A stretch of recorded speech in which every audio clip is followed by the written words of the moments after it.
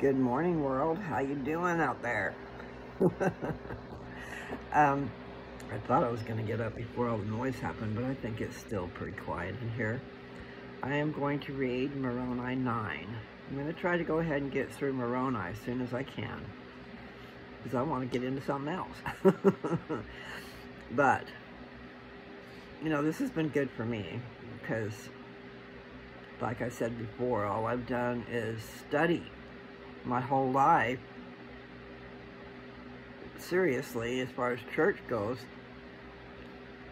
You know, all the time you're at Sunday school and all those classes, you know, you're learning.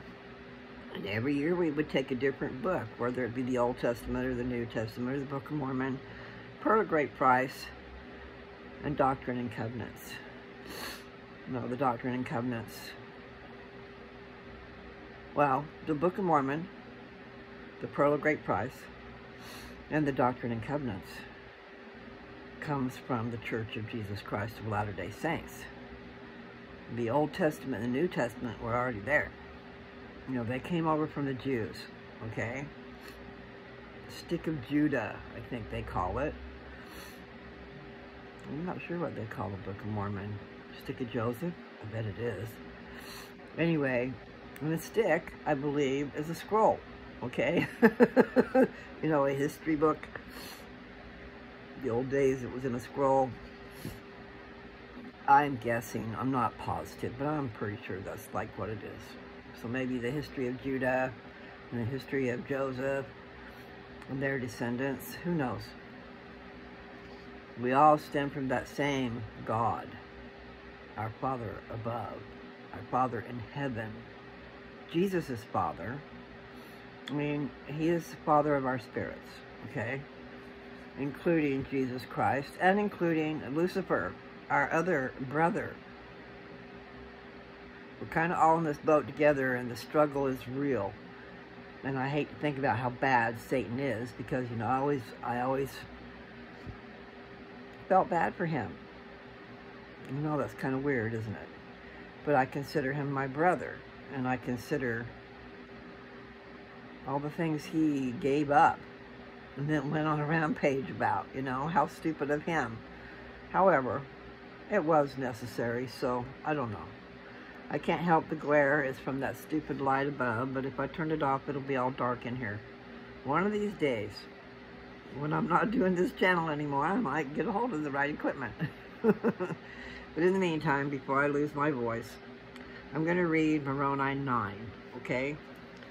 I'm going to be done with this pretty quick. All I have left is 9 and 10 to be done with Moroni. And then I think, I'm not positive, but I think I'm going to head to 3rd Nephi. That's where Jesus was born. And then that's where, I mean, this is the American continent. He was born over in Jerusalem area. But the whole world is his.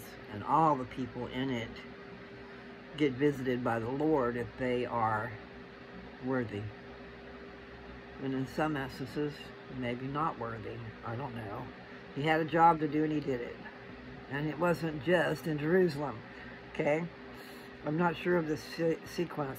I think while he was dead, before he was resurrected, he was visiting with the spirit world. Okay? And then after that, he was resurrected. I think I don't know all my facts, but I think he kind of stuck around, it seems like, in and out, whatever, for 40 days. That could just be a number I'm throwing out there, but it seems like I heard that. Okay, anyway, after he left here, you know, I think he might have done that before the 40 days, because after he was resurrected, he showed himself to the people over there. First of all, Mary, very important person, Mary. But we'll just say that and go on to the next thing. So, okay, I'm not exactly sure when he came here, okay? But after he was resurrected, he came to the Americas, okay? And showed the people in the land bountiful. The great white God came to visit these people, the natives that were left a lot of them. But anyway, a lot of things happened, and I'm excited to kind of get into that. I don't know that I want to read the whole book, because that's a lot. I think there's a whole lot of chapters in 3rd Nephi, okay? But it is exciting. The very beginning of 3rd Nephi is the sign. The sign is given. Jesus is born over in Jerusalem. But the sign is given over here. Because the believers have been waiting for that sign, okay? And then the unbelievers were ready to kill the believers because the sign hadn't been given yet. Anyway, I get carried away. It's not on Moroni 9. So I should probably stop that. Anyway, that's where I'm going to go right after I'm done with Moroni. But, okay, so I started to say, so when he was crucified in Jerusalem, over here was great destruction, tempest. Cities were sunk in the ocean or the sea or whatever. Some cities were sunk. Some valleys became mountains. Mountains became valleys. There was a lot of weird stuff going on. Kind of like what's going to happen in the end. You know, they're saying in the end that there's not going to be this landscape. Everything's going to be smooth and flat. There will be no mountains. There will be no mountains or valleys or nothing. Everything is going to move. All the land is going to move together, and all the water will be together, and that's going to happen when he comes again, I believe. When everybody's lifted up, the ones that are good, the ones that can be lifted up. In other words, you got to withstand the glory of God when he comes, and it's going to be burning. His glory is fire, and if you have the same type of glory as him, then you'll be lifted up and you won't be destroyed. But the earth is going to go through major destruction, and those who don't, those who are not lifted up will be destroyed too, I guess, somewhat. I can't say. I'm just telling you what I know from, you know, a long time ago in my studies. And when I say my studies, I took seminary for 4 years. I went to institute classes, which is a higher learning of seminary. I've done a lot of study, and I've done a lot of study on my own, me and the Lord. And he has revealed a lot of things to me.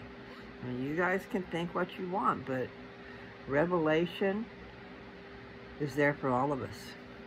Those who believe and those who are wanting to understand those scriptures, pray that you'll understand.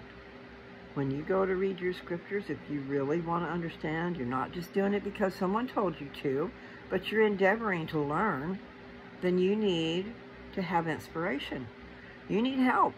Because just like today, when I try to text somebody, what happens? Confusion. If I don't use all my right words, and texting is difficult to do that, but you can compare that to scriptures because it's putting long things into concise little pockets. And that's what the scriptures are. That's a lot of writing going on, trying to tell stories, trying to get the word out there, but it's not easy. I know because I'm a writer. Those who also, okay, members of the church, you know we're supposed to write a journal. We're supposed to keep a journal. Well, there's great things about keeping a journal. You learn about the scriptures, for one thing. You learn that you cannot write all your thoughts down. You can only skim over the top if you really got something to say. And then you got to put it in legible, understandable words. I mean, really, that's a job. And people always misunderstand because there's so many ways to take something. So you think about that with the scriptures. It is important to ponder. It is important to have help. Personal revelation is yours. You must seek for it. You must ask for it. But it's there for you. Okay? And I'm sorry about the glare. One of these days I'll invest in some glasses that don't have glare. Wouldn't that be great? Anyway, here I've talked almost 10 minutes and I haven't even gotten into Moroni. So, hopefully you guys won't mind that I do all that rambling.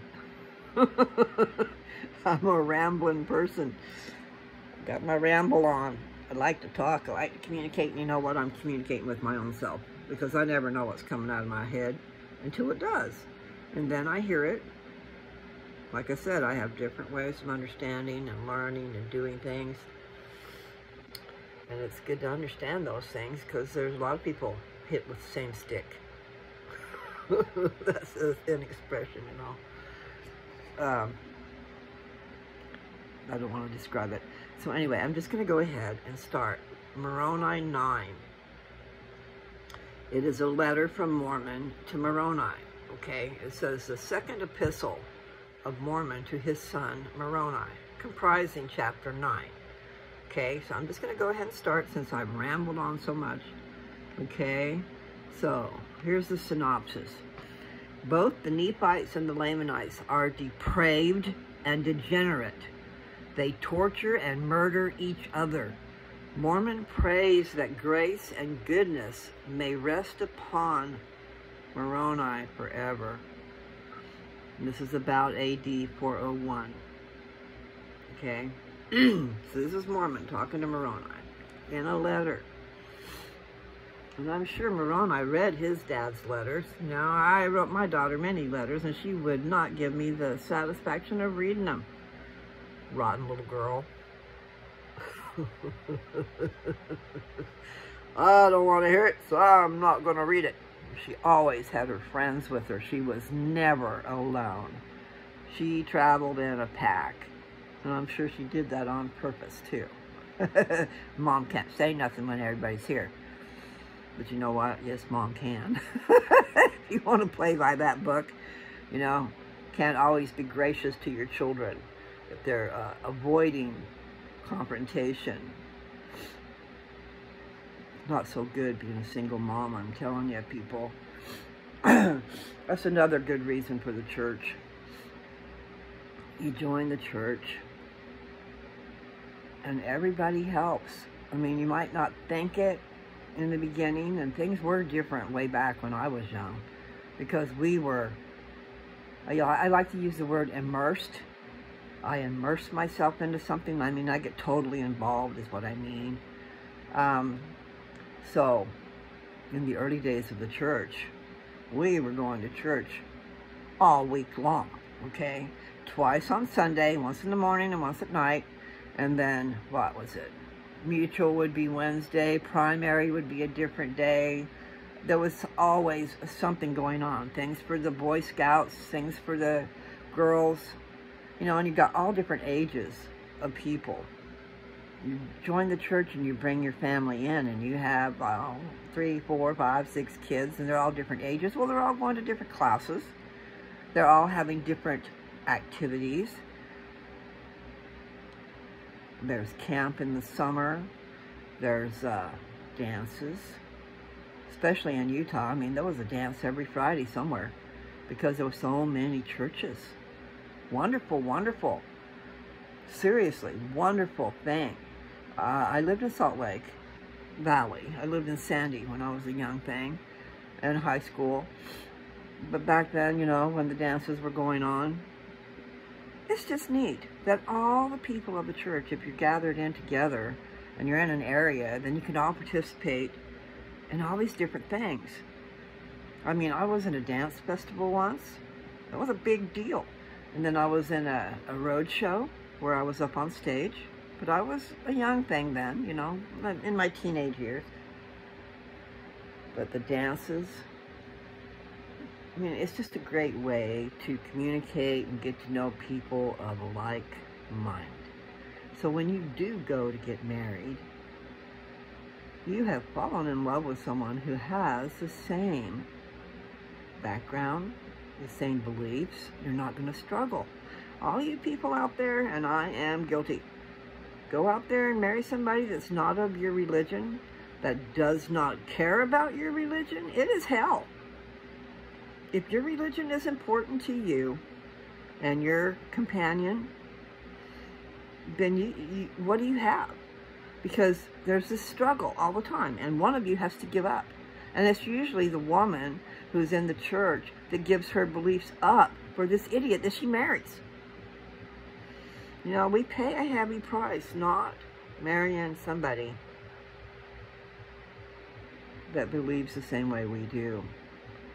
Someone gets squished, and it's usually the woman. And it's usually her own idea, I guess, because if she was stronger, she would just frickin' go to church. She would leave her husband behind and go.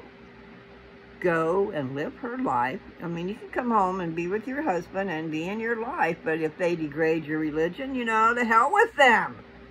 That's what I say. And I'm telling you that from experience. You guys, don't do it. If you believe in this church and you believe in God, don't marry somebody who doesn't.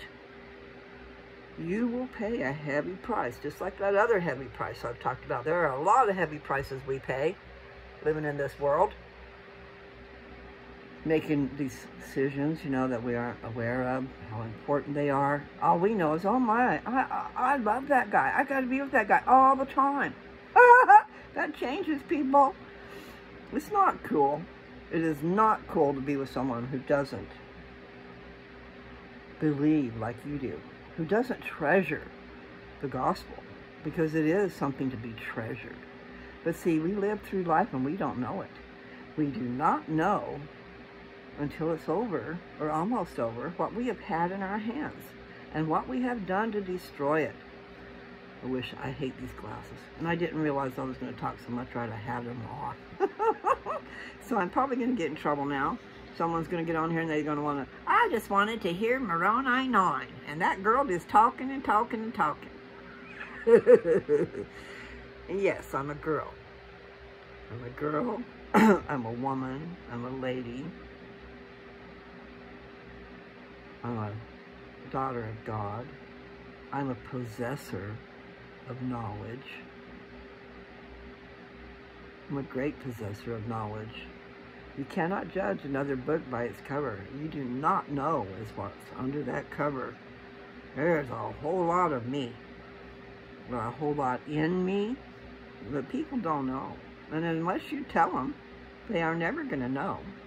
If you get to associate with them and they be with you, say in space and time, then they'll learn about you, but they're still never going to know you unless you let them.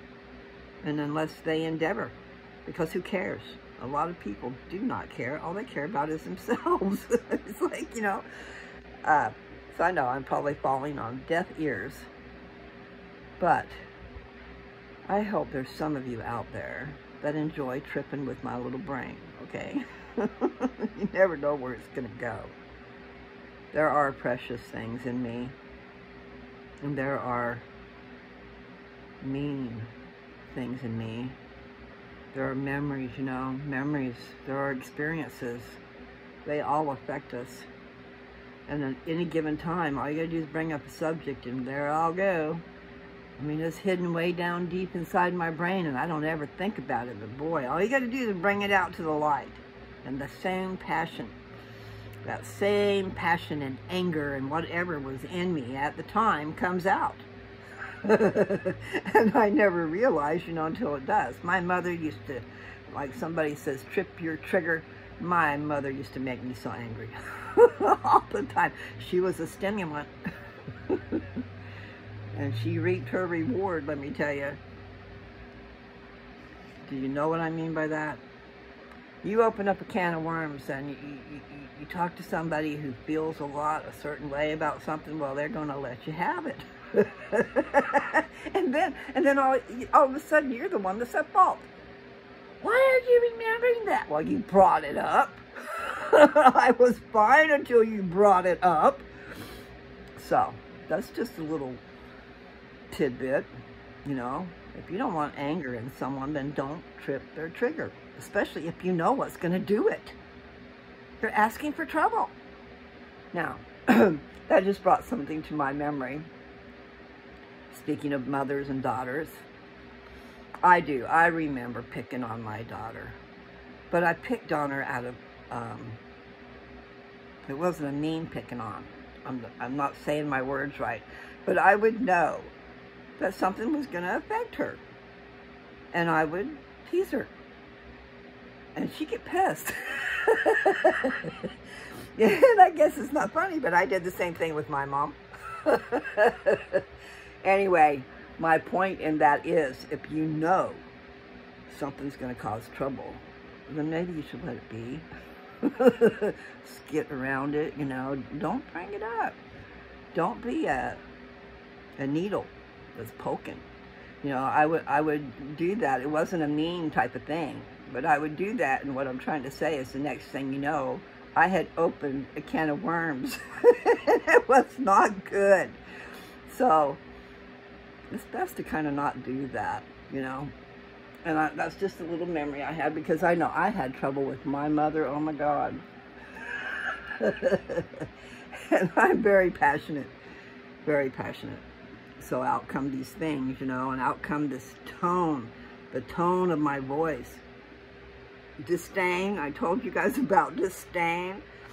Yeah, I've had that facing me too. Someone who doesn't realize that you can see exactly what they think on their face. And they're just oblivious because they don't think you can see what you see. All right, I've gone 21 minutes and I have not hit Moroni 9. And Moroni 9 is long. But you know what? Maybe you guys want to listen to Moroni 9 long enough you've listened to me. Anyway, I'm going to just do this, and I'll stop talking. Unless there's something in this chapter that's going to make me talk. Because, you know, that happens too. Because sometimes we don't know what we're reading. And I moved that fan so it wasn't blowing on me. And now I'm perspiring. I need the fan. Okay, I'm just going to start, and I will manage. Okay, so here we go. Synopsis of chapter 9, Moroni 9. Both the Nephites and the Lamanites. I already read that, didn't I? I did. Okay, I'm sorry, guys. I talked too much. So, I'll remind you. I'll just read it again. Synopsis. Both the Nephites and the Lamanites are depraved and degenerate. They torture and murder each other. Mormon prays that grace and goodness may rest upon Moroni forever. About AD 401. Okay. So, my beloved son, I write unto you again, that ye may know that I am yet alive.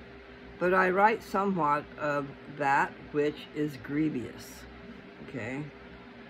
For behold, I have had a sore battle with the Lamanites, in which we did not conquer. Excuse me. And I don't know how to say that word. This is a person's name, okay? And Archianatus, whatever, this guy. The letter starts with A-R-C-H, Archianatus. Anyway, whatever. Has fallen by the sword. And also Loram and Emron, yea, and we have lost a great number of our choice men. And now behold, my son, I fear lest Lamanites shall destroy this people, for they do not repent. And Satan stirreth them up continually to anger one with another.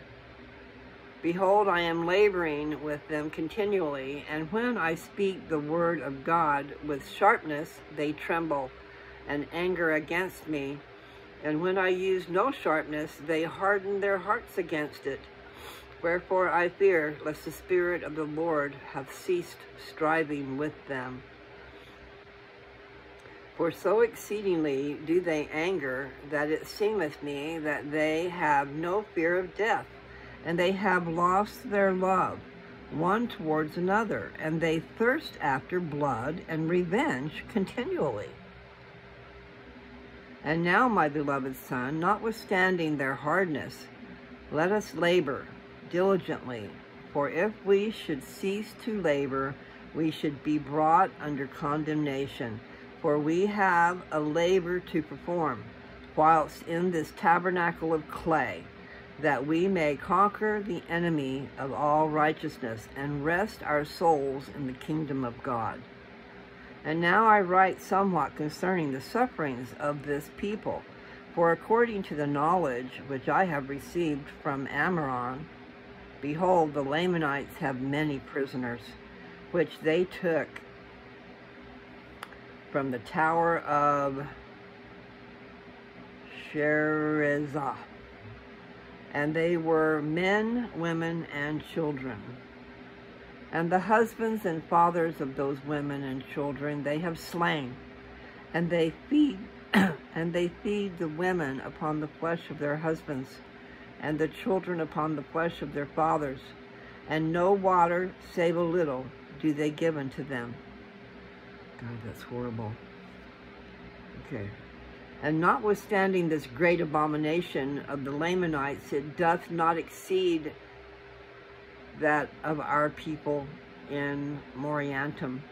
For behold, many of the daughters of the Lamanites have they taken prisoners, and after depriving them of that which was most dear and precious above all things, which is chastity and virtue, and after they had done this thing, they did murder them in a most cruel manner, torturing their bodies even unto death. And after they have done this, they devour their flesh, like unto wild beasts, because of the hardness of their hearts. And they do it for a token of bravery. O my beloved son, how can a people like this, that are without civilization, and only a few years have passed away, and they were a civil and delightsome people.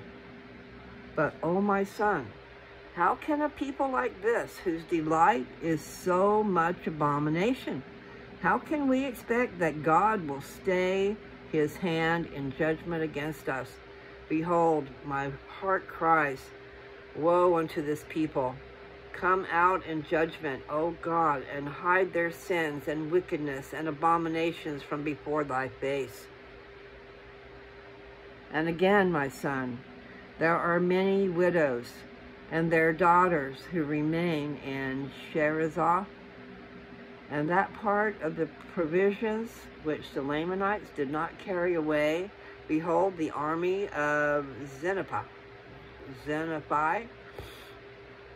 has carried away, and left them to wander whithersoever they can for food. And many old women do faint by the way and die.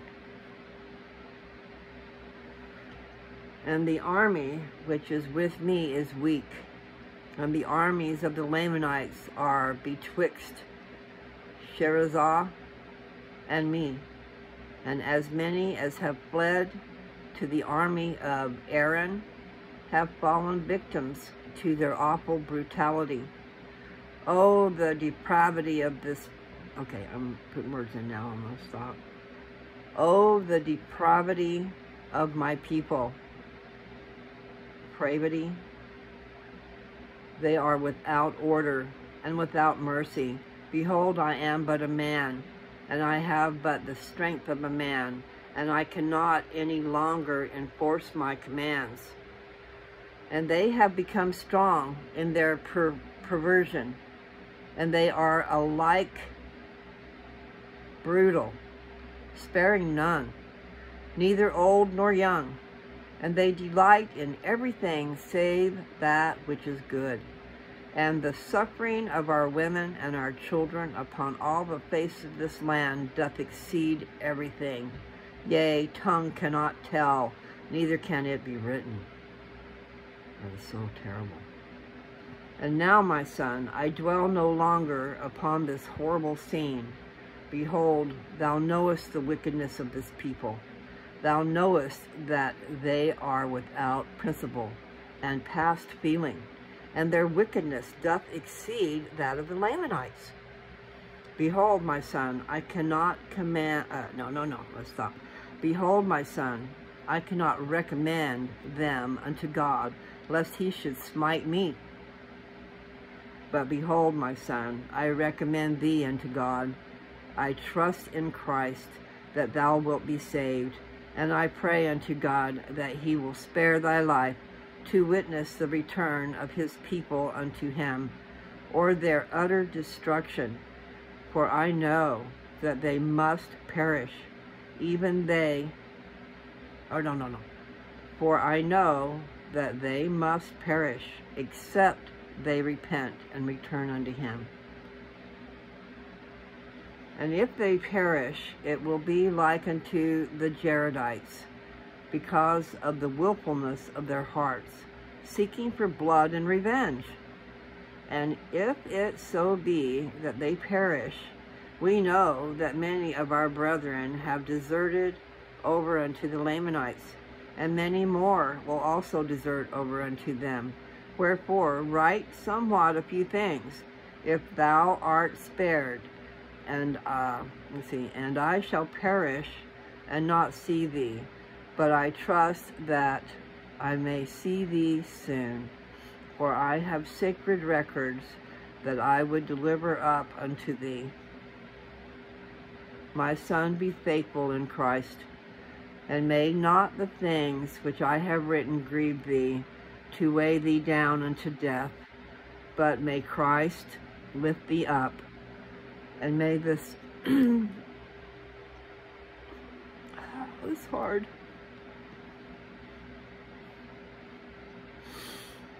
Okay. I have to give myself a minute. I just wondered if I was going to make it through this. How horrible the things people have done. Okay, I gotta get over that. I have 2 verses left, okay? I gotta do it. Okay, let's see if I can even see through the tears. All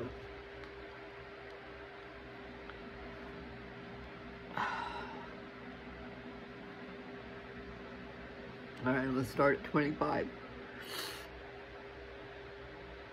My son, be faithful in Christ, and may not the things which I have written grieve thee, to weigh thee down unto death, but may Christ lift thee up, and may his sufferings and death, and the showing his body unto our fathers, and his mercy and his long suffering, and the hope of his glory and of eternal life, rest in your mind forever.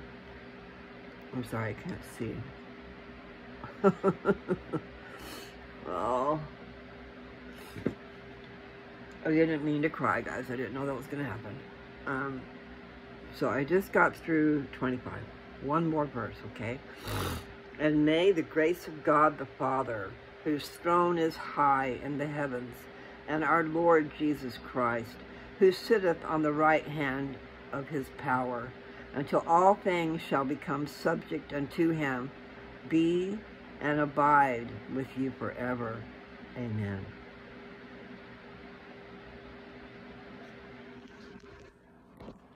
Wow, I just hit 3, 3, 3, 3. Okay, so I guess that I'm not going to stop, but that's pretty neat. You know that 3s are my number, if you know me very well. 3, 3, 3, and 3, 3, 3. And when I looked up, it was 3, 3, 3, 2. And then it went on to 3. So I had 4 3s there for a second. I find that really wonderful. Now, you guys probably think I'm silly. Anyway, I've talked way too much, and now I've read something real important. I should have probably put it all off on its own. Such horrible things that have happened in the world, and right here in America. It wasn't called America back then. No, it was the land of promise. The land of milk and honey. A wonderful place to go. Freedom.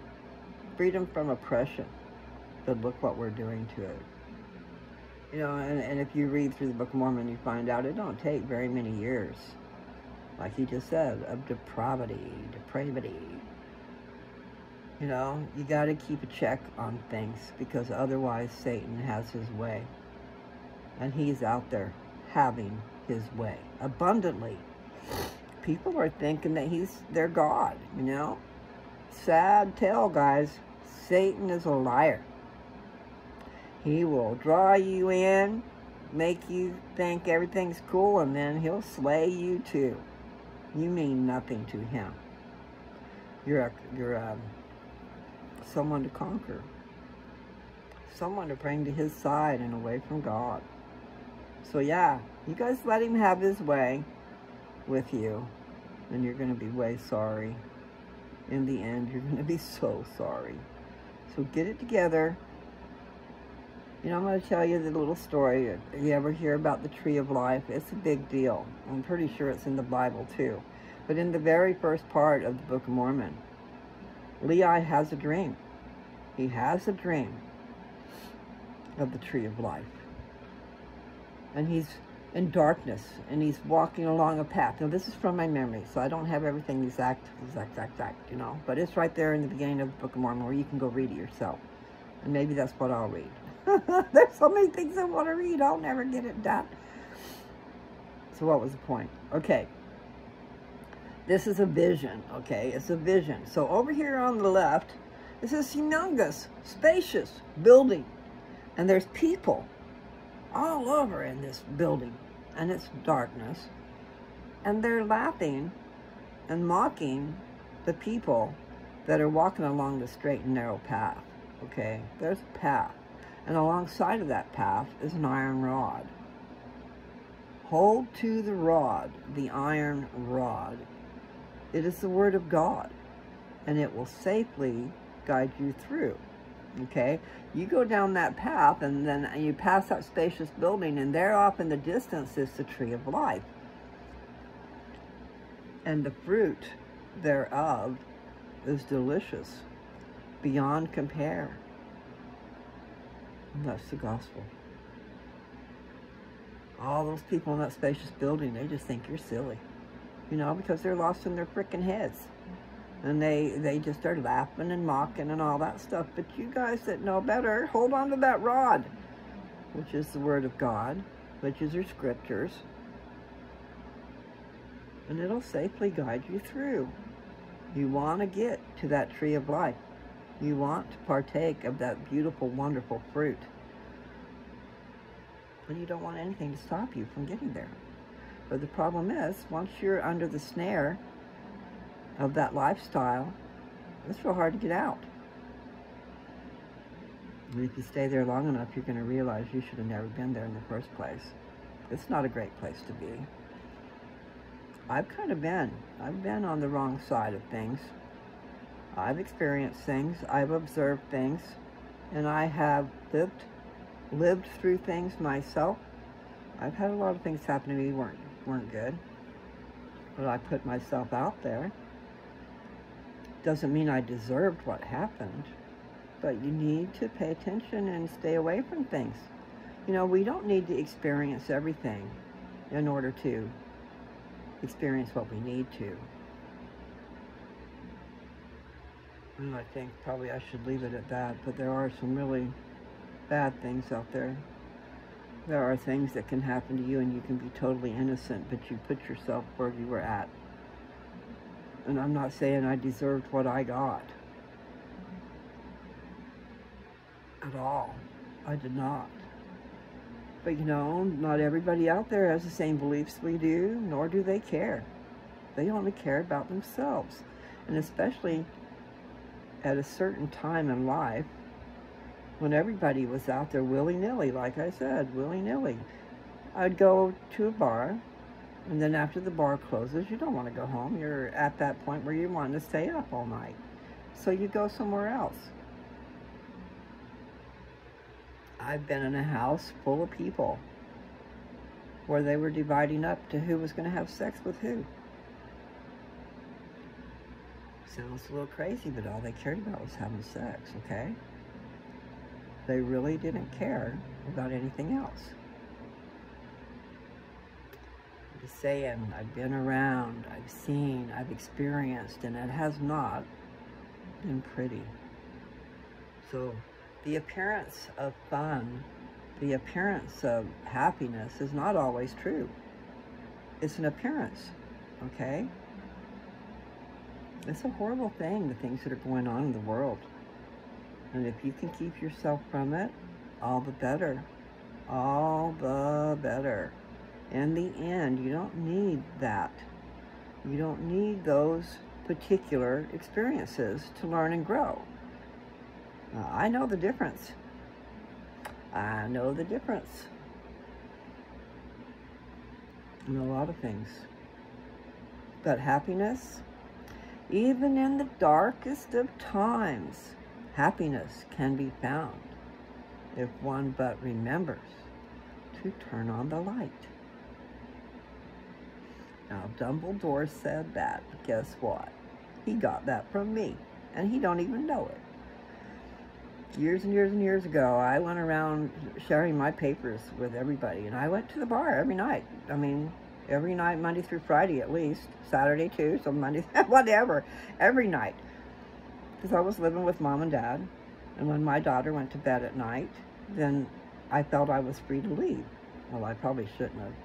But the point is, that was what I was doing. And I took my papers that I wrote with me, and I shared them with a lot of people. And I know I made a difference in a lot of lives. I saw it. And I'm happy about that, okay? And I wasn't about just having sex. I was about my head. I was about getting high. I wanted to get high. And that weren't going to happen at my house. Mom and Dad were very religious and very strict and straight, and no drinking, no smoking, no nada, nada, nada. I ain't saying they were perfect, because they weren't. Because life is not perfect, you know. And people get caught up in that word of wisdom. You can be all beautiful, wonderful, doing great things all over the place, and then there's that one little thing. Oh my. And that's all they can see. Is the thing I'm doing wrong, the thing I'm not doing right. And then they don't know what I'm out there doing. They don't know that I'm out spreading the gospel everywhere I go. And the gospel is love and light, not black and dark and Satan, but how to fight him off. However, we go through experiences and we learn. And yeah, I'd rather not have gone through some things I've been through. But then again, I would not be who I am today had I not. And you know, I know, like I said, I know I affected some people's lives for a fact. And that's a story I could tell, but not on this particular video. So I don't know if I'd get back to it, though. It's a harrowing story. And some of you might, you know, I have to tell my stories without worrying about what you guys think, because truth is truth, and even some truth we might not like, but maybe it'll be for our good. Maybe I'll tell this story. I'm going to have Moroni 9 in the middle of a whole lot of stuff. Maybe I'll just do some shorts from it, because you never know what's going to come out of my head. I'm going to tell you a story. One night I was out dancing. Okay, that's where I met all these people, was out dancing. But I was in a place called the Red Lion Inn, which was a very nice bar at that time. Not bar, hotel chain. It's right there in Portland in the beginning when you cross the river from Vancouver. Over on the right-hand side. Not that you need to know that. But anyway, the Red Lion. So it was a very swanky place. People that were there had money. I was there to dance. I didn't have money. That's not neither here nor there. But I was out on the dance floor dancing by myself. And all of a sudden this guy appears and he's dancing with me, okay? And the point of this story is, we danced, we got to know each other, and I went to his place after, okay? But what happened was, I know I shouldn't put all this stuff together with all you guys.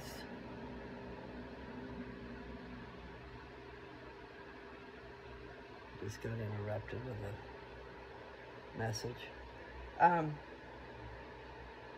All right. I went home with this guy. It wasn't a home. I think it might have been a hotel. But anyway, it was where he lived. And back then, yes, drugs, okay. And he had a drug that I liked, and I was into my papers, okay. So what happened was we sat there and we did coke and talked. And I had my papers with me. And I'm sure that is not what he had in mind, okay? He wanted me to go to bed with him.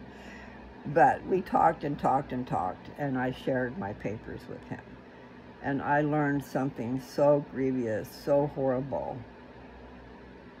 The grievous part is what happened to his son. But you know, what happened was, as I read my papers to him and stuff, it just stirred up a lot of things. So he told me things that he didn't, I'm sure, plan on telling me. But he told me a story about his son who killed his best friend.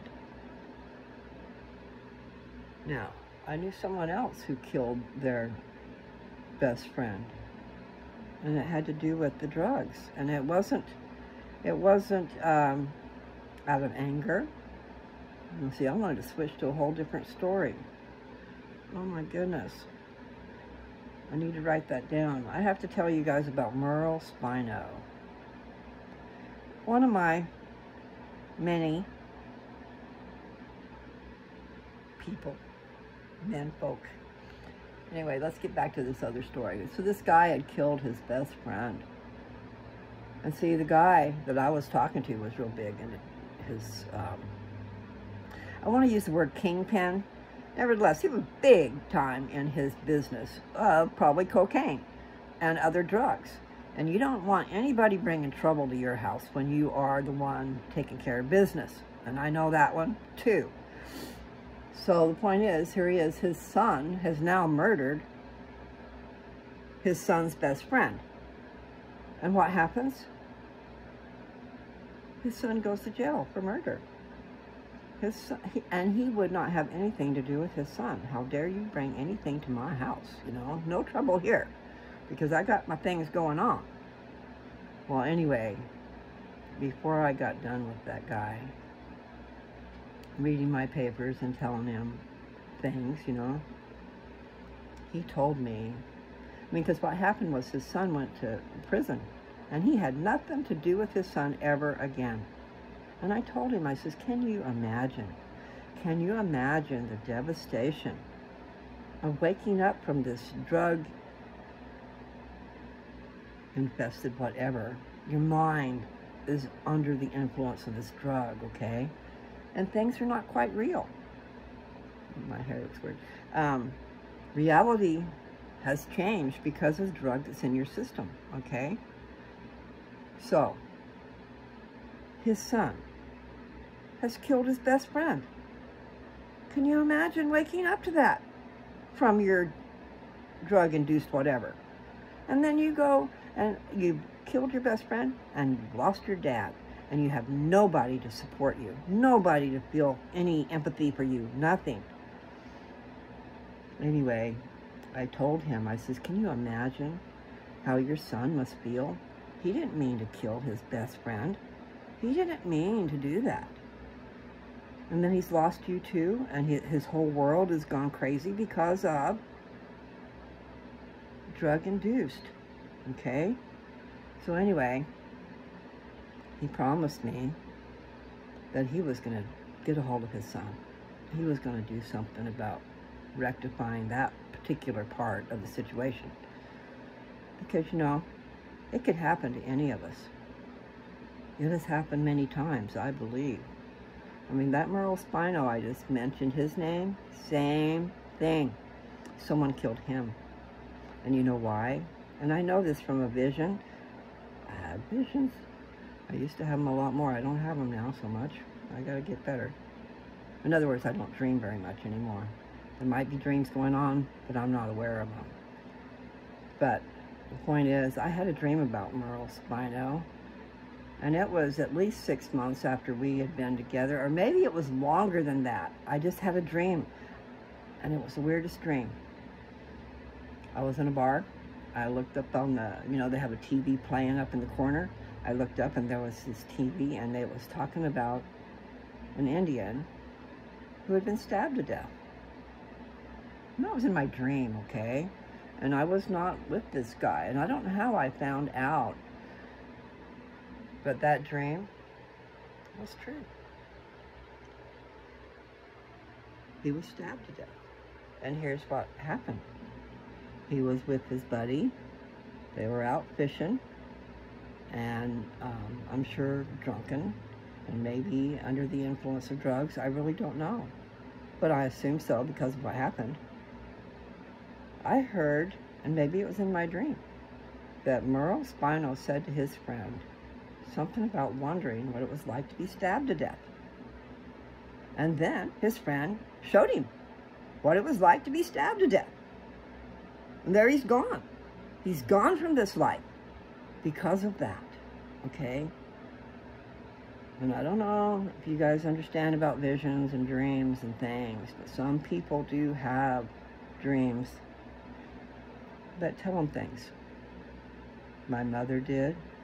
My sister Teresa does. I do. I don't know about Nancy. I'll have to ask her that. But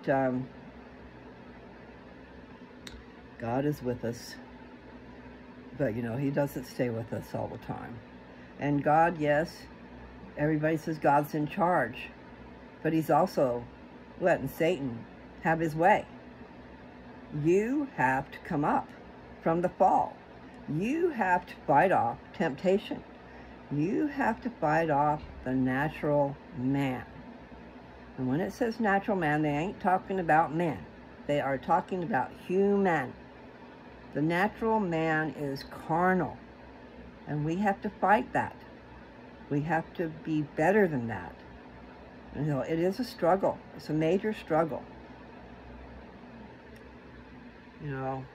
We're all after satisfaction. What do they call that? Instant gratification. Gratitude, but we're not grateful. We just want gratitude. Now, that doesn't seem to be the right word, but that's the root word of gratification, gratitude. Nevertheless, people, I love all you guys, and you just don't know what's going on out in the world around you. I mean, the little things I've told you are just little tidbits of a whole lot of stuff that's going on.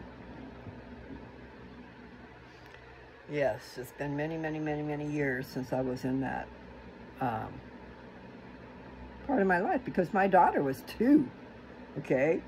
She's 47. She just turned 47. So if she was 2, that was 45 years ago. And you think things are better now? No. Sex is rampant. And what do you see on TV? In the old days, they wouldn't let you do things on TV like that. Now they're teaching our little children how to have sex. That stuff should not be on TV. Okay? Oh, but no. I've seen little teeny kids sitting there watching HBO, watching sex, watching all kinds of things, which is teaching them things that they don't need to know. Our little children need to be innocent. They need to be innocent until they grow up. And I know, I said something to my mom once. She was not liking what I had my daughter around. And I told her, Mom, I don't know my exact words, okay? But I told her, I says, how do you think the world is out there? How is my daughter going to know how to function in the world if she doesn't see what's going on? Now, I'm not saying my exact right words, but I was trying to tell my mother that part of it was good for my daughter to go through that. Now, I wasn't showing her pornography. I hated even MTV, oh my God. And that was way back when she was a teenager. I mean, she was 13. That I was freaking out about what was on TV on MTV. And you find out, I mean, I don't even know about that show these days, but porn stars, pornography stars were dancing and shaking and doing things that they shouldn't have been on MTV. You know, you don't want to have your children learn all that stuff before it's time. Don't cloud their brains with adult things. You know, let them be a child. Let them grow up and be happy. And really, pornography is evil, people. Evil, evil, evil. Making you men, and I guess women too, think about sex, and that's all you care about. All you care about. When there's so much more to this life.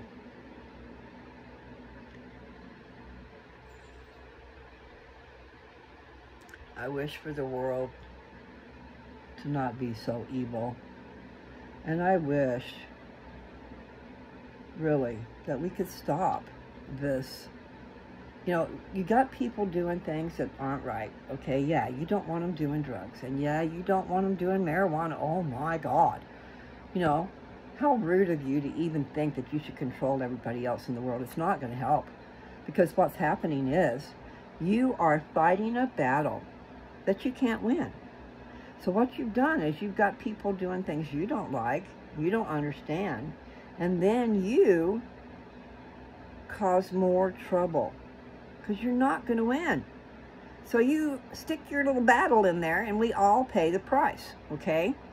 You got people out there stealing, robbing and stealing and doing all kinds of things because they need money for their drug habit. Just let them have the damn drugs. Don't make them pay for it. If they kill themselves, so be it. I know that sounds rude too, but you know, that's what's happening anyway. So what you do is you go into the middle of it, you tear their family apart, you put the kids in foster care, you put the adults in prison. No one can make any money that way, and all the love is all gone because, you know, and the kids don't have a firm foundation anymore. I mean, they might not have had a good foundation to begin with, but it probably was a lot better than taking them away and putting them somewhere strange. And a lot of those foster care places are not good. Not good at all. So, the battle, you fight this battle, and you do it the wrong way. We need to lift up. We need to enlighten our children. We need to love them. And we need to help them through this problem. But being mean and evil yourself, that's not the answer. It is not the answer. These people in prison, it should really be someone who is a criminal, and the criminal is someone who hurts and maims and destroys. You know, the peace drug, please, people. And even a person selling the peace drug, how can you even get it unless you partake in that, you know? Myself, I loved pot. Now, I never did pot very much till my second husband stirred that on. I mean, I wanted it with my first husband, but he had already done that, and he didn't want me to do that. Fucking asshole. Okay, I'm sorry, but it's the truth. There I am in a marriage, and I'm young, and he's already done everything, you know, and he probably hasn't ever let his parents know that he was doing acid. He was doing marijuana. He was doing alcohol. He was doing everything. I mean, one day his parents came home, and he's sitting there in front of the TV, and he told me cartoon characters walked off the TV screen and across around. You know, the thing is, we've all partaken, and we should remember and not be judgmental. You should understand, okay? Someone wants to try something, they're going to try it. And so you guys get all belligerent about it, and what good is that doing? Because you're not stopping it. You're not going to stop it. And what you've done is thrown people in jail, thrown their kids in foster care, and the taxpayers paying all that. But you're ruining people's lives. And I've seen it in a lot of ways, you know. Tough love is not always a good thing, people. The love of Christ is the good thing. The love of Christ. Do all that you can to love people, to not be judgmental. Yes, you can judge who you hang out with. You can, you should be careful of who you hang with, because you're judged also by the company you keep. And the other thing is, if you're not strong enough, you're going to go right down into their place. Because it's easy. Birds of a feather flock together. And that's why I went out dancing, because I knew I was in search of, I was looking for my drug. Okay, I had moved to Washington and I didn't know anybody. I had moved back to, well, no, I had never lived there. Okay, when my daughter was born, I ended up, right when I was getting, I found out I was getting separated when I was 8.5 months pregnant. Had just quit my job, turned down a promotion so I could be home and be a mama. I wanted to be a stay-at-home mom, but that wasn't in the cards for me, because I married the wrong man. Boy, because when we got married, we were young, and we should have never. And like I said, it was because he felt pushed into something. He got lost in his head and forgot. You know, you don't go out with a woman, a girl, you don't go out with a girl for 2 years straight. And we didn't have sex the first year, but we sure as hell did the second. And we tried. I was trying to get pregnant so we could get married. How stupid are little kids? But the point is, I got sent away. I got sent to New York to go live with my aunt and uncle because I got caught having sex with my fella. Now, they didn't come over and actually catch us in the act, but no. It was a weird trip. I made arrangements to spend the night in the camper, and the boy across the street slept in his camper. And then we got together in the middle of the night, okay? But the problem is, my sister, who was 8 years younger than me, woke up. She was in the camper with me, and she woke up when I left. And so she went in and told Mom and Dad she was scared I was gone. So, when I got back to the camper, there's my dad sitting Indian style on the bed, waiting for me to open that door. Oh my God. Then I went through hell with Mom and Dad until I finally admitted what had happened, okay? And then they wanted me to stay away from him, and there he lived right across the street. And I, teenagers are full of themselves. I said, you cannot expect me to leave him alone when he's across the street. So guess what? A week later, I was in New York. They showed me, didn't they? They sent me away. I couldn't be with them. And they just thought I'd forget and give it up. But oh no, Miss Mary Lou. I wrote him every second of the day that I had. I totally wrote letters. If he kept those letters, he probably has some really great love letters. But I doubt he ever kept those letters because people don't realize. And he wasn't into me anymore. Really, he wasn't. In fact, I found out Leanne Dick was her name. Leanne Dick was kissing on my guy in the back seat of the car while I'm in New York. So, I got us married the whole year sooner. I was home by Christmas.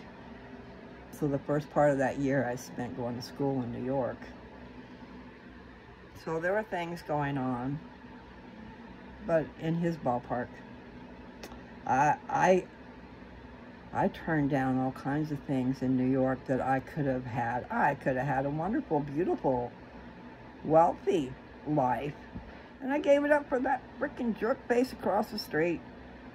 And then there was another thing that happened was when I was in the 8th grade, there was a missionary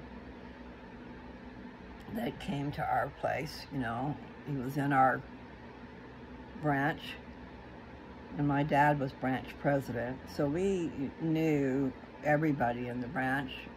Anyway, the point was, I was mesmerized by this missionary, and evidently he liked me too, because after his mission, he showed up.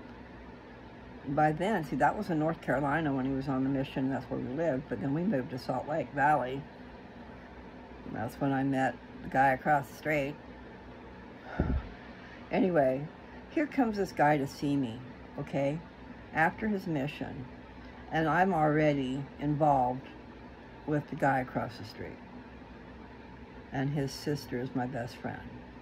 And so what did I do? This guy comes to see me, and I'm all worried about the guy across the street and being loyal and stuff, when really I should have been after that missionary. I mean, he probably was for me. I even had a dream about him. I mean, but I was in the 8th grade. I mean, geez, you're still just a little kid, you know. But you have those feelings.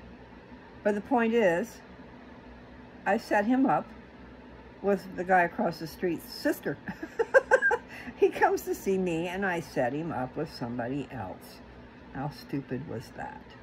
You know, if I'd have just been free and not worried about the guy across the street, who knows what would have happened. Well, that guy got married in the temple. They had 6 children. I mean, my whole life would have been totally different than what it was. So, you know, don't always be so damn loyal, especially when you are young. The field should be wide open. You shouldn't tie yourself down to one person. But, again, no sex, okay? Save your body. Save your jewels. Now, you know, I said that the other day, your jewels. I didn't even realize what I was saying. But I've listened to it a few times, and you know what those jewels are. They're your children, okay? Instead of going out having sex and then having abortions, those are your children. Those are your children that you are wasting, and they shouldn't be with a stranger. They should be with the man or the woman you love. So if everybody would stop this willy-nilly sex crap, stop it, then maybe you'll find your right person. Maybe you'll really get to know them. And you want to do that. You know, all we know when we're young is we want to fall in love and get married, but I don't think we really know anything about that until it's all said and done. So that's why I'm telling you, okay? I'm giving you a little heads up. Stay true to yourself. Keep your body and your precious jewels for the man that you're going to marry, that you love, that loves you. And make that a goal, to not have sex. Learn without that getting in the way, because it does. Everything stops the minute you start having sex. I'm talking about learning of someone without them acting in a certain way, for one thing. And the other thing is, you know, sex is beautiful, sex is wonderful when it's all new. But it doesn't last forever. It can. But I think that's true love. And even true love has problems because, you know, like I said, temptation's everywhere. And I'm not just talking about the temptation of the opposite sex, but just a fight. Miscommunication. Not explaining. You know, when I first got married, man, I was young, insecure. Things would be wrong, and I wouldn't know how to talk about it. I wouldn't know how to communicate. I would lay there and cry myself to sleep. Many, many, many nights did I cry myself to sleep because I didn't have what I should have had. I didn't have a man that loved me, for one thing, and he was starving me for attention. And they also didn't tell me he loved me anymore. There are all kinds of things were not right. And it hurts. It hurts. And it surely does not make your love grow at all. So, you need to love yourself. You need to not give your precious jewels to anybody. Nobody. Until you find your mate and get married. Now, I know, myself, I don't want to wait. I do not want to wait, and I've been through this whole life, and I've waited enough. So, all I can say is things better happen, because they're just better, okay? But I am afraid the minute we get together, I ain't going to be saying no sex. But, you know, I'm in a different situation. Not really, but I am. In other words, you young things out there, don't destroy your possibilities of the future. I mean, your future is not just a year. It's forever.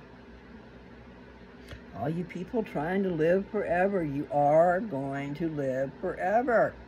And it matters what you do with your life. And if you're just out there seeking after, you're going to get hurt. In other words, don't be seeking in everybody's bed.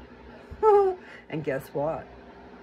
Even though a man does that, he doesn't want someone who's been with a lot of people. It's kind of degrading. And yeah, that double standard, a man shouldn't be doing it either. So neither one of us. I don't want that either. I would so much rather not think about my man being with so many people and seeing his body. See, I'm selfish. I want everything for me. I don't want to share with the world. I don't want the world seeing my man and his so naked form. He's a hunk. He's a gorgeous hunk. And I'm selfish. I want it all for me.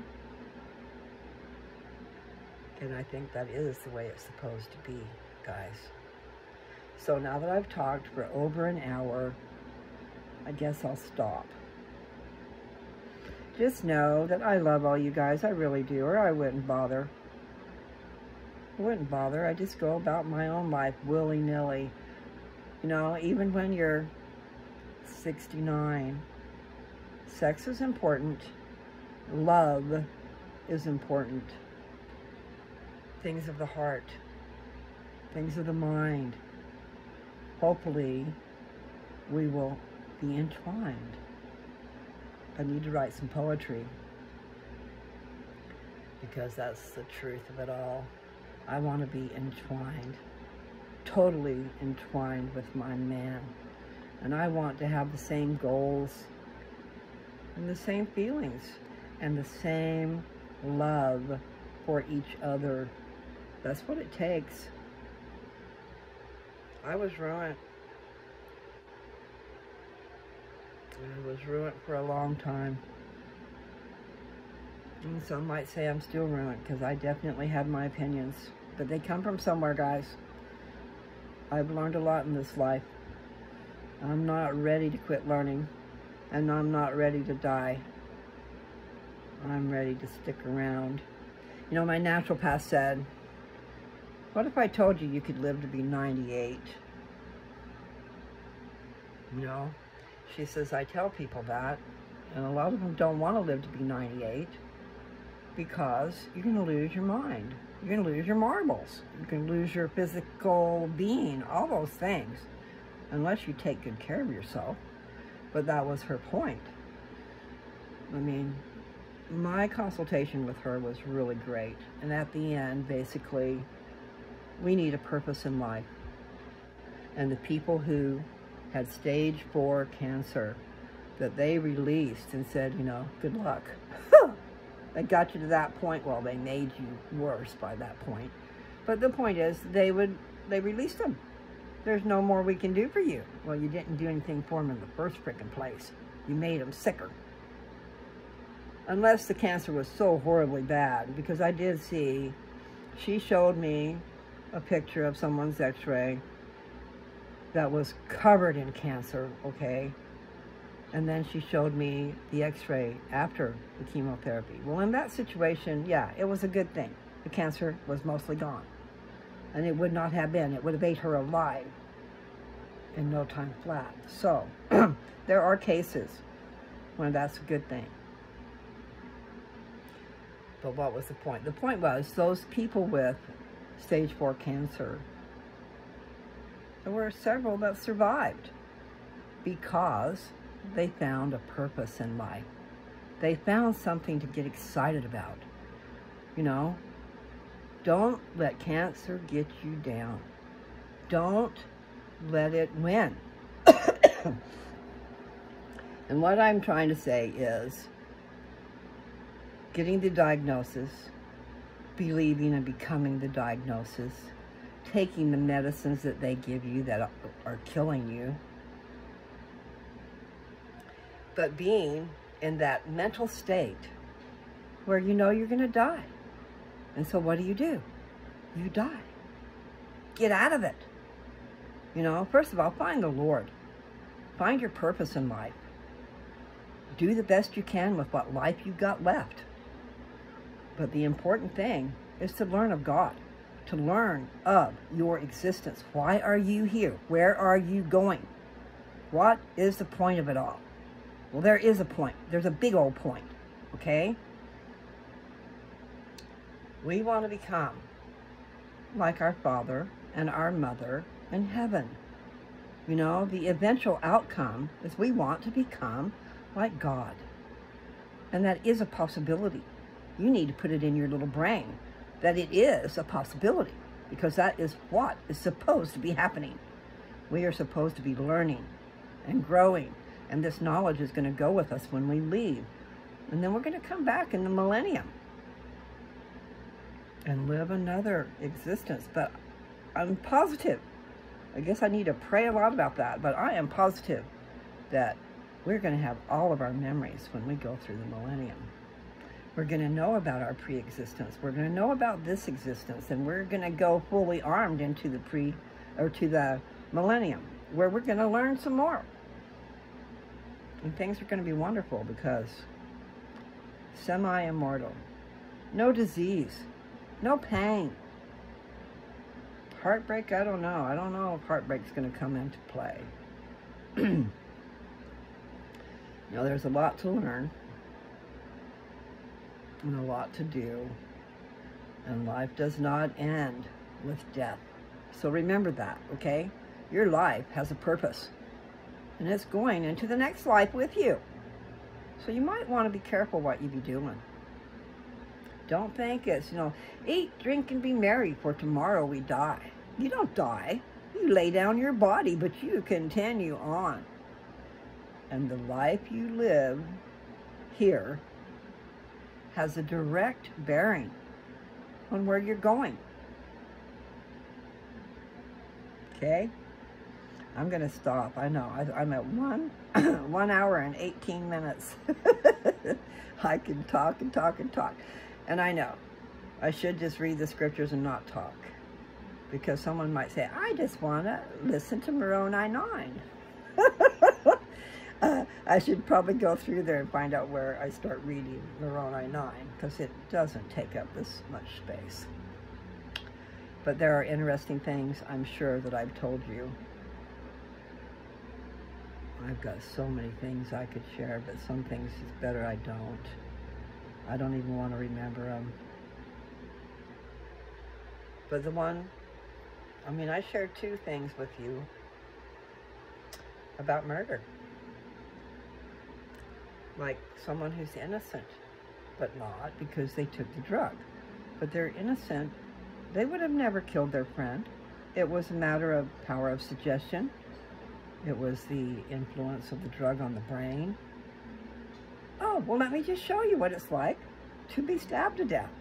Because that's what Merle said. Merle said, I wonder what it's like to be stabbed to death. And his friend showed him. Oh, my God. It is the truth. Power of suggestion. Take care of yourself. Take care of your family. Love your family. Even if they are doing things you do not understand, don't make it worse. In the end, you're going to want your family with you. Now, I have a hard time with my family. And it's very easy to say, you know what? To hell with you guys. I don't need this crap. And I'm talking about certain people in my family, and you know who you are. But you know what? I've had enough hell in my life. I don't need any more. And the people that are supposed to love you, ha! You know, the person who used to love me the most was so upset that I was gone. I have been in this house and I have been in this place for a long time. I started staying with Dad around January-ish. You know, and I left a couple of times. I let them know when I was leaving so that they could come and enjoy Dad without me. How dare me impede on their relationship when I'm in trouble for not being here with Mother? I wasn't here when I needed to be for my mama. And I tried. And I was blind. And I still got on a damn plane, blind, and came here only to face a bunch of bullshit. You know, it's enough to get very angry. It is enough to say, hey, I don't need you. I don't need this mess. I would rather live by myself than to go through hell with you, okay? So you guys think about that. The whole world is out there doing the same thing. You love your sister or your brother? Well, you ought to show them. Don't think you're God. Don't be a judge. Because everybody's got a problem. Everybody has got things in life that you know nothing about. And it affects how they are. So, God's solution is love. Unconditional love. Love each other. Try to build each other up instead of tear each other down. Okay? And I'm talking about prison too.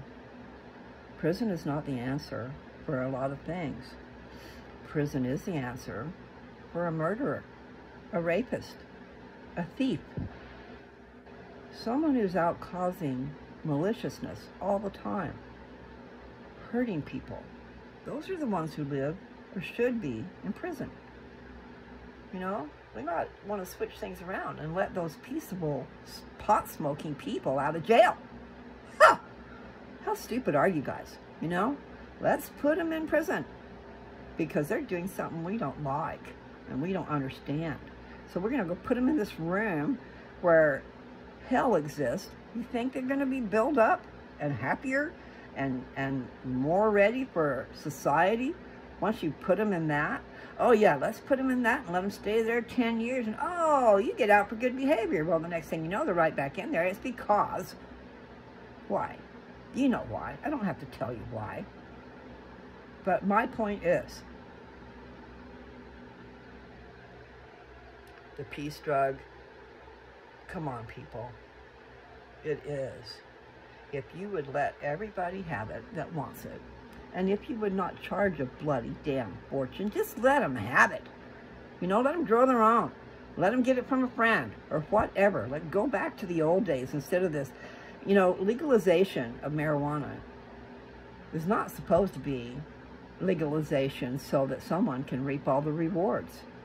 Oh yes, let's get all that money from our people. Okay? Let's make it a fortune and then let's charge more tax on top of it. Let's make it horrible. You know, people are going to find their drug one way or the other. And if they spend all their money on it, they don't have any money left to spend on society. Let's just say you're out there with a business and there's businesses everywhere. And the only way the business thrives is if they have customers who actually come and buy their stuff. Well, if everybody's spending their money on drugs, they ain't got no money to spend at your store. And also, if you're all worried about the people on drugs working for you, then you have no one to work for you. So, there's a whole lot of things to think about, you people. Quit it. Make it legal. Make it okay and make it available, not at an expensive price, because that's part of the problem. You know, you want your drug, you're going to have your drug. And so everything else, even food, will go away. So you think about that, people. You know, there are functioning drug addicts everywhere. And we put a name on them. But it's pharma. Big pharma has got a whole lot of drug addicts. And guess what?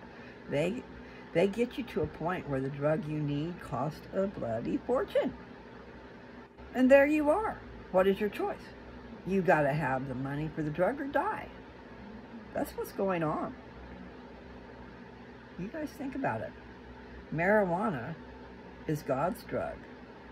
It is what he gave us that we can self-medicate. We don't have to go through all the crap that we're going through. Now, I'm talking about the medical field again, but it's the truth. Medical field has its place. Medical field is wonderful, but there is a lot of crap, and they are in charge. Like these wars, I'm serious. When you find that the Army is overprotecting a poppy field, which is where they get heroin, which is also where they get the medication that we need for pain, they don't want us to have it unless we buy it. And then we got to go to a doctor and get a prescription. We got to have everything going on in order to get that. Why? When God gave it to us. You know, the poppy field out there, you can make your own heroin. It's a job. It's a task, but it can be done. I'm just saying, man, there's a lot of things going on in this world we do not understand and know because we have not been privy to it. But the people in the Army that go over there and they're the ones holding the gun and guarding a poppy field. You guys think about that. This world is a mess. This world is a big frickin' mess. And guess what? We are in the last days. That's why it's the Church of Jesus Christ of Latter-day Saints. And a saint is someone who's trying to be like God. And when you compare someone who's trying to be like God to someone who's trying to be like the devil, there's a big difference. And you better bet saint fits, okay? Because it's not easy. But life will be a lot more wonderful and special if you forget Satan. Get out of his grasp. If he's got you, fight. Get out. No, I'm not kidding, people. Now, I know I've said a whole ton. I love all of you people. And after all is said and done, maybe I will go back and... No, I won't. I was going to say maybe I'll go back and just read Moroni 9 without my commentary and all my mess. But you know what? I'm doing good to read it. I am not self-righteous. I am not a lot of things that you might think because I read scriptures. I'm a beautiful person, inside and out, and I have God in me, and you can have him too. I've done all this talking with my stupid glasses on when I didn't need to. I didn't realize I was going to do that, so it's almost an hour and a half. So I think I better stop. But you know what? If you had a long trip to go on for an hour and a half, stick me in. I mean, I know there's got to be a way these days that you can put me on your phone and then you pair it to your Bluetooth and then play me while you're going down the road. It's an hour and a half right now, so I think I'll stop. And excuse me, I do have a problem with burping. I do that quite a bit. It's one of my idiosyncrasies. I think I swallow air a lot. I do a lot of things that are weird. In the meantime, I am a child of God and a child of the light. You know, like on The Good Witch, what was he called? He was a white lighter. That's what I am. I just don't have the twinkling, I can't just leave in the twinkle of an eye, because I am physical. But I am a white lighter. I'm here to heal your soul, okay? Remember, God is in charge, and this life is very important. Very important. You know, here's a little analogy. I'm going to just say it real quick. Eternity. What is eternity? How can you compare eternity? All right. I was told once upon a time, take a piece of paper. You know how thin a piece of paper is? Sideways, okay? Put it sideways in the realm of time. Does that make sense? We'll just say this room. All the space of this room, and put that sliver of a piece of paper like this, like you're putting it on a bookshelf, okay? That's how much time this earth is going to last. A smidgen, just a little smidgen, compared to the eternity that you will exist. You're not going to lay in the ground dead. When your life is over here, you're leaving your body behind, but I'm sorry, you're going to heaven. You're going back to that God who gave you life. And then it'll decide, okay, am I going to paradise or spirit prison? And just because it's spirit prison in the name, it's not a bad place, okay? It's a holding place where you'll be taught and released. And you know, I don't know for sure. I do not know for sure about that stuff, so I'll stop. Because I can see some other things that pop up into play. Because there are ordinances that have to happen. Okay, those ordinances I've been reading. But the temple ordinances, okay? Maybe that's what they're talking about, being taught. All I know is because there's a thing where we go and we do temple work for people, okay? We have to have their genealogy done. We have to have certain things done before we can actually do their temple work, which is to go by proxy and do it while we're here in the physical form. Those people have already gone on and are in heaven waiting. I've heard it said that they're waiting